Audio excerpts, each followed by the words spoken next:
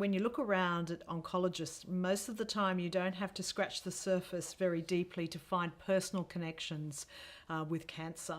And I certainly have a personal connection with cancer. My mother died of ovarian cancer when I was in my early 20s, and I come from a family with a mutation in a gene that causes cancer.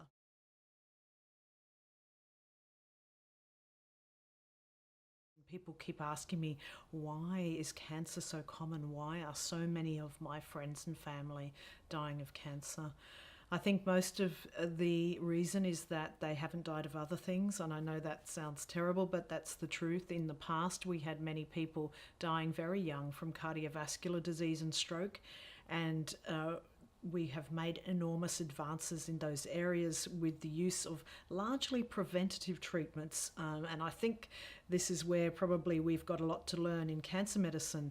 But preventative treatments for cardiovascular disease and stroke have changed the landscape completely. In pancreas cancer, we have some way to go in the use of preventative medicine, but I think we are trying. One of the issues we're facing in research and development in gastrointestinal cancers is the funding disparities. The funding for common cancers like breast and prostate cancers has been much bigger than the funding for gastrointestinal cancers, even though when you add up all of the gastrointestinal cancers, they're probably more common than those cancers by themselves. I think there are a number of factors that this relates to.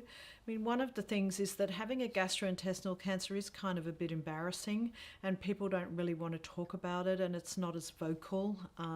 The other issue is that unfortunately many people with gastrointestinal cancers do die of their cancer, and therefore are not there to campaign for research and funding for improvements in gastrointestinal cancers.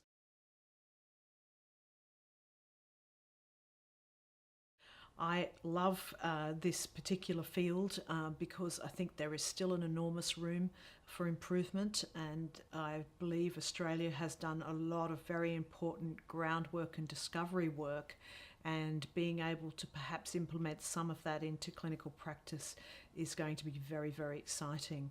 Um, I have, over the last 10 years, treated a lot of people with pancreas cancer, and I have promised all of those people that we won't give up and that we will keep trying. And I'm for a lot of it, I'm actually doing this on behalf of them because they're not here anymore to help.